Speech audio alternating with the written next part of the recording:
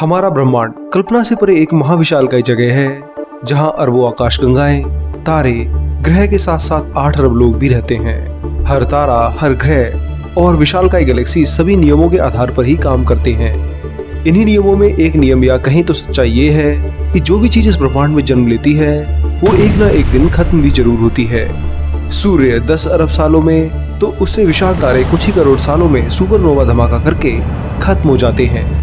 वहीं ग्रहों पर जीवन भी जन्म लेने के साथ साथ खत्म होता रहता है। व्हाइट ड्वार्फ और रेड ड्वार्फ तारे 100 अरब सालों से भी ज्यादा तक जीवित रहते हैं। पर इन सभी चीजों से एकदम अलग एक ऐसा ऑब्जेक्ट और कहीं तो खगोलीय पिंड है जो जीवन और मरण को झूठा साबित कर देता है। एटम से भी छोटे आकार से लेकर गैलेक्सी जितने आकार का ये ऑब्जेक्ट इतने वर्षों तक जीवित रह सकता है कि हम इसकी कल्पना भी नहीं कर सकते हैं। मैं बात कर रहा हूँ ब्लैक होल्स की, जो इस समूचे ब्रह्मांड के सबसे विचित्र ऑब्जेक्ट हैं। इनका जीवन और मरण साइंस को भी परेशान कर देता है। एक एटम से भी छोटा ब्लैक होल खरबों सालों तक जीवित रहता है। पूरे ब्रह्मांड में ऐसा कोई दूसरा ऑब्जेक्ट नहीं है जो ब्लैक होल्स को उम्र में पीछे कर सके। तो आखिर एक ब्लैक होल कितने सालों तक ब्रह्मांड में रहता है? क्या यह ब्रह्मांड के खत्म होने के बाद भी बचा रहेगा? क्या सूर्य और सभी तारों के खत्म होने के बाद भी मानव सभ्यता ब्लैक होल के सहारे जीवित रह सकती है?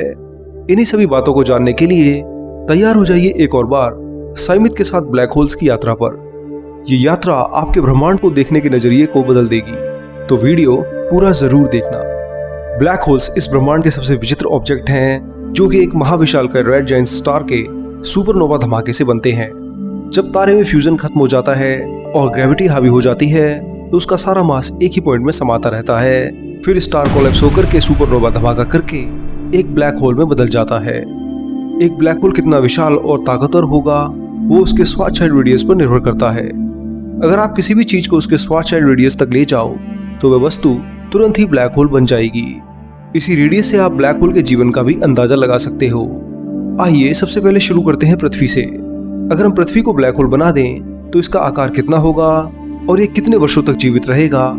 आइए देखते हैं। पृथ्वी के सभी मास को अगर हम एक ही सिंगल पॉइंट यानी सिंगुलैरिटी पर लाएं यानी ब्लैक होल बनाएं तो इसके लिए हमें 6370 किलोमीटर की पृथ्वी को केवल 1 सेंटीमीटर तक लाना होगा, तभी हम इसे ब्लैक होल बना पाएंगे। इसी 1 सेंटीमीटर आकार में पृथ्वी का सारा मास समाया होगा। अब आप सोच रहे होंगे कि भला 1 सेंटीमीटर का ब्लैक होल कितने वर्षों तक ब्रह्मांड में जी सकता है?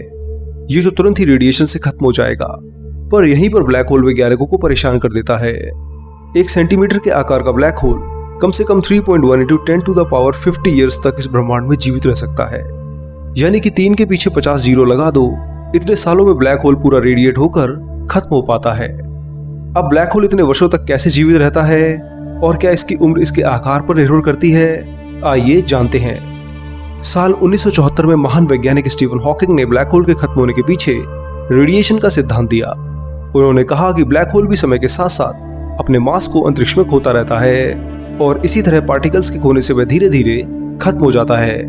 अपनी रोटेशनल एनर्जी के खत्म होने के कारण ये आगे और मास नहीं गेन कर पाता है और धीरे धीरे आकार में छोटा होते हुए ब्रह्मांड से हमेशा के लिए गायब हो जाता है। वैज्ञानिक इस सिद्धांत को हॉकिंग रेडिएशन मानते हैं। ये एक थर्मल रेडिएशन है, इसलिए महाविशालकाय ब्लैक होल्स जिनमें अपार मात्रा में मैटर होता है बहुत ही ज्यादा ठंडे होते हैं और इस वजह से बहुत ही स्लो रेडिएट होते हैं। वहीं छोटे ब्लैक होल्स जो कि एटम से भी खरबों गुना छोटे हैं, 1 सेकंड के अरब में हिस्से में ही रेडिएट होकर खत्म हो जाते हैं। उदाहरण के लिए अगर आपका मास 70 किलो है और आपको ब्लैक होल बनाने के लिए श्वार्चचाइल्ड रेडियस जितना छोटा कर दिया जाए तो आप 10⁻11 सेकंड में ही रेडिएट होकर ब्रह्मांड में खत्म हो जाएंगे। आपका सारा मास एनर्जी में बदलकर 1 सेकंड के भी 1 खरब में हिस्से में गायब हो जाएगा। वहीं अगर हम पृथ्वी के सबसे विशाल पहाड़ माउंट एवरेस्ट की बात करें और इसे ब्लैक होल में बदलें तो हमें इसे तब तक कंप्रेस करना होगा जब तक ये हाइड्रोजन एटम से भी 100 गुना छोटा ना हो जाए। इस छोटे से ब्लैक होल में पूरे माउंट एवरेस्ट का मास समाया होगा। इतना छोटा होने पर भी ये काफी धीरे रेडिएट होगा और इसे पूरी तरह खत्म होने में करीब 10⁻22 साल लगेंगे, यानी कि 1 खरब साल। ये ब्लैक होल सूर्य के खत्म होने के बाद भी 20 खरब सालों तक ब्रह्मांड में ही मौजूद रहेगा। इसी से आप समझ सकते हैं कि एक ब्लैक होल वास्तव में कितना स्लो खत्म होता है। खैर ये तो वो शुरुआत भर है। आगे आप ऐसे ब्लैक होल से भी मिलने वाले हो जो ब्रह्मांड में इतने ज्यादा वर्षों तक जीवित रहने वाले हैं कि साइंस की समझ को भी खत्म कर देते हैं। बात की जाए हमारे सूर्य की तो उसे ब्लैक होल बनाने के लिए आपको उसे 3 किलोमीटर के साइज तक कंप्रेस करना होगा। इस 3 किलोमीटर के ब्लैक होल को फिर खत्म होने में करीब 10 टू द पावर 67 ईयर्स लगेंगे। यानी कि एक के पीछे 67 जीरो लगा दो, तब जाकर के ये 3 किलोमीटर का ब्लैक होल इस ब्रह्मांड में खत्म होगा। ये इतने ज्यादा साल हैं कि इस समय तक शायद ही कोई दूसरा ऑब्जेक्ट इस ब्रह्मांड में तब तक बचेगा।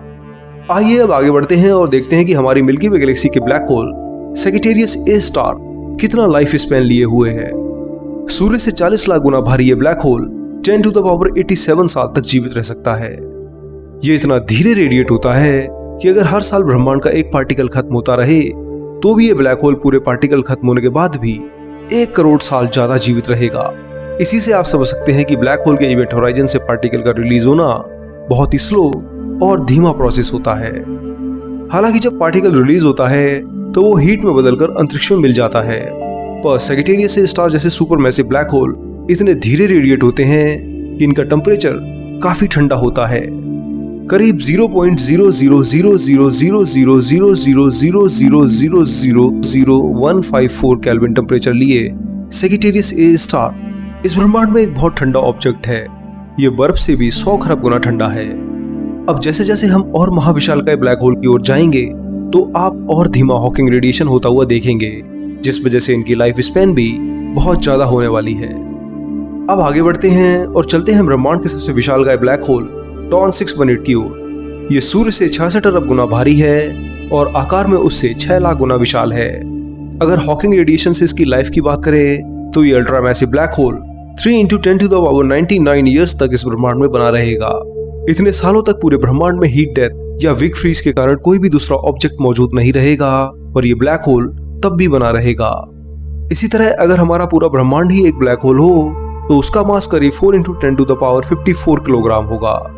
इस मास का अगर कोई ब्लैक होल है तो उसे हॉकिंग रेडिएशन से खत्म होने में करीब 10 टू द पावर 230 ईयर्स लगेंगे। यानी कि एक के पीछे 230 जीरो लगा दो, इतने साल। पर इस समय ब्रह्मांड की उम्र केवल 14 अरब साल ही है, इसलिए हम अभी तक किसी भी विशाल ब्लैक होल को खत्म होते नहीं देख सके हैं और ना ही कभी देख पाएंगे। आकार में छोटे ब्लैक होल्स या वो ब्लैक होल्स जो बिग बैंग के समय बने कुछ ही सेकंड में खत्म हो जाते हैं। अगर आपके पास 2,78,000 किलोग्राम का ब्लैक होल है तो वो केवल एक ही सेकंड में रेडिएट होकर खत्म हो जाएगा। पर जैसे जैसे ब्लैक होल का मास बढ़ता है वैसे ही हॉकिंग रेडिएशन भी धीमा होने लगता है। इसी वजह से अगर हमें भविष्य में किसी एनर्जी सोर्स की जरूरत पड़ेगी तो वो केवल एक ब्लैक होल ही हमें दे सकेगा। मानव सभ्यता अगर अनंत काल तक इस ब्रह्मांड में जीना चाहती है तो उसे एनर्जी का एक ऐसा सोर्स चाहिए जो कि अरबों खरबों सालों तक लगातार ऊर्जा देता रहे। ऐसे में एक ब्लैक होल सबसे अच्छा विकल्प है। अगर हम किसी ब्लैक होल के पास मौजूद हैबिटेबल ग्रह खोज लें तो मानव सभ्यता उस ग्रह पर बसकर ब्रह्मांड के खत्म होने के बाद भी एनर्जी यूज कर सकती है। हालांकि एक सुपरमैसिव ब्लैक होल भले ही बेहद ठंडा हो पर उसके आसपास मौजूद मैटर से बनी एक्रीशन डिस्क लगातार उसके चक्कर लगाती है, जिस वजह से बेहद ज्यादा एनर्जी स्पेस में रेडिएट होती है। ऐसे में हम उससे अरबों सालों तक लगातार एनर्जी ले सकते हैं। ब्रह्मांड में मौजूद लो मास वाले रेड ड्वार्फ तारे जो कि 20,000 अरब सालों तक हमें एनर्जी दे सकते हैं, पर ये भी खत्म हो जाएंगे। इसलिए एक ब्लैक होल ही एकमात्र ऐसा ऑब्जेक्ट है जो अनंत काल तक हमें ब्रह्मांड में एनर्जी देकर जीवित रख सकता है। हम जैसे जैसे ब्लैक होल में मैटर को डालेंगे वैसे ही वो एनर्जी जनरेट करेगा और जब तक ये पूरा खत्म नहीं हो जाता है तब तक हम मैटर के जरिए इससे एनर्जी बना सकते हैं और यूज कर सकते हैं। टाइप 3 और 4 सिविलाइजेशन ब्लैक होल से एनर्जी लेकर के पूरी गैलेक्सी पर राज भी कर सकती हैं। ब्लैक होल से एनर्जी हम कैसे ले सकते हैं, इस टॉपिक पर मैं पहले ही एक वीडियो बना चुका हूं जिसका लिंक आपको डिस्क्रिप्शन में मिल जाएगा। वास्तव में ब्लैक होल्स वैज्ञानिकों के लिए आज भी रहस्य बने हुए हैं। बिग बैंग के बाद बने प्रीमोर्डियल ब्लैक होल्स हों या रेड हाइपरजायंट स्टार के सुपरनोवा धमाके से बने स्टेलर ब्लैक होल्स, सभी इस ब्रह्मांड में हॉकिंग रेडिएशन के जरिए ही धीरे धीरे खत्म होने वाले हैं। ये इतने धीरे खत्म होंगे कि हम किसी भी सूरत में इन्हें रेडिएट होते नहीं देख पाएंगे। सच्चाई ये है कि हम हॉकिंग रेडिएशन को भी कभी डिटेक्ट नहीं कर सकते हैं, इसलिए इनके बारे में हमें गामा रे से पता चलता है। साल 2008 में नासा ने फर्मी स्पेस टेलीस्कोप को प्रीमोर्डियल ब्लैक होल्स के इवापोरेशन यानी कि रेडिएशन से खत्म होते हुए देखने के लिए लॉन्च किया था। प्रीमोर्डियल ब्लैक होल्स आकार में काफी छोटे होते हैं और इन्हें रेडिएट होकर खत्म होते देखना आसान होता है। दोस्तों, इस वीडियो में इतना ही। यहाँ मैंने ब्लैक होल्स के जीवन और मरण की बात की है कि कैसे ब्लैक होल हॉकिंग रेडिएशन से धीरे धीरे कई खरब खरब खरब सालों में जाकर के खत्म होते हैं। पृथ्वी के मास के बराबर का ब्लैक होल आकार में 1 सेंटीमीटर का होकर भी 3.1 × 10⁻50 ईयर्स तक इस ब्रह्मांड में जीवित रह सकता है। यानी कि एक के पीछे 50 जीरो लगा दो, इतने सालों तक। इतने सालों में ब्रह्मांड के खत्म होने की ही प्रक्रिया शुरू हो जाएगी और हमारा 1 सेंटीमीटर का ब्लैक होल उसके बाद भी कई खरबों सालों तक जीवित रहेगा। ब्लैक होल्स की उम्र और उनके स्लो रेडिएशन के बाद हमने जाना कि क्या मानव सभ्यता मरते ब्रह्मांड में भी ब्लैक होल्स के सहारे जीवित रह सकती है। मुझे उम्मीद है कि आपको मेरा ये वीडियो काफी पसंद आया होगा और आपने बहुत कुछ सीखा होगा। तो जल्दी से जाइए और वीडियो पर जमकर कमेंट कीजिए और सवाल पूछिए और इसे शेयर कीजिए। इसके साथ साथ साइंस की अधिक जानकारी के लिए और करीब से समझने के लिए हमारी वेबसाइट विज्ञानम.com पर जरूर जाइए और उसे बुकमार्क कर लीजिए। चैनल को सब्सक्राइब कीजिए और बेल आइकन भी प्रेस कीजिए। मैं मिलूंगा अगले हफ्ते एक और मजेदार साइंस वीडियो के साथ। तब तक के लिए नमस्कार, जय हिंद, आपका दोस्त शिवा।